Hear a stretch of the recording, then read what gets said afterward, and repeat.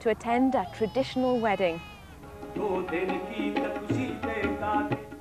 At one level, Britain's 500,000 Sikhs are obviously traditional in their adherence. Typical arranged marriage, you get a chance to meet the guy and you can say you like him or you don't like him. You get to know about his background, you get to meet him and talk to him. So it's very good now. And Dr. Sukhbir Singh Kapoor watching intently with me. That was a very lavish affair.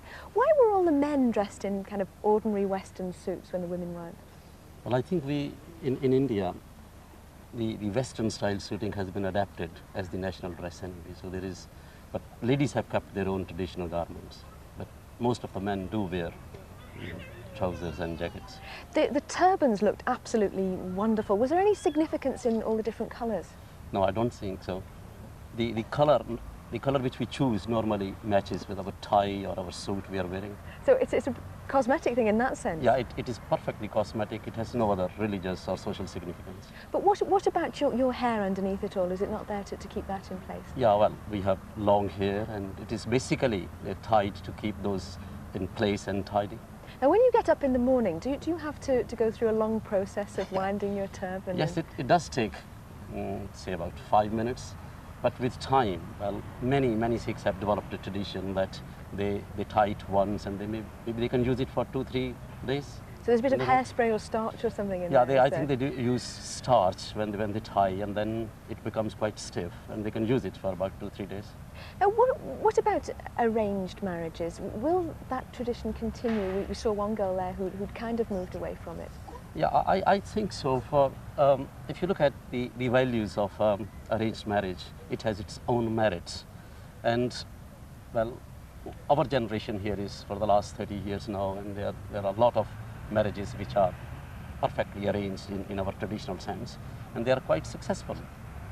Is it fairly difficult then for young people living in this country being pulled one way by one culture and another way by the traditional British culture? Yes, we have to accept it, that there is a conflict between the two cultures.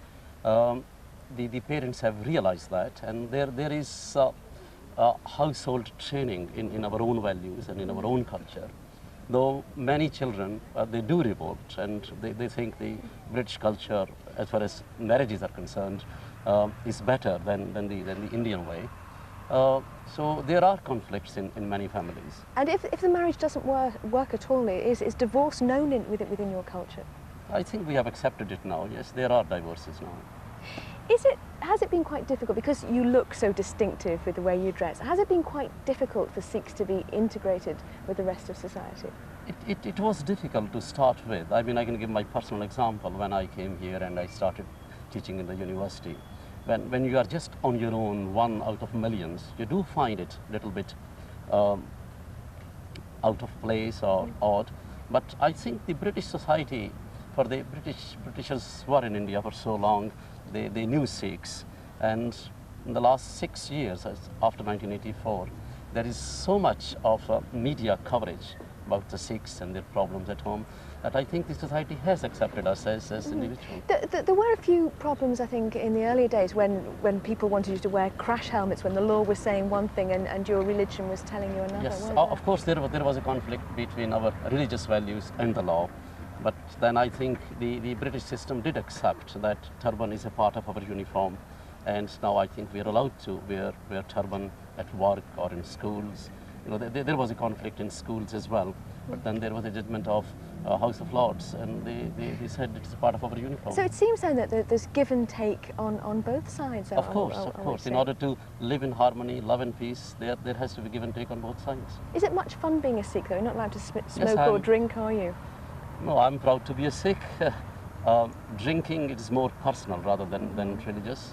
There are restrictions on certain foods, but I think on the whole we are allowed to live a very reasonable, good life where we can enjoy ourselves, go to parties and eat anything we want to. Well, Doctor, it's lovely to have you on the garden party today. Thank you very much for joining us. Thank you very much. Speak to you as well.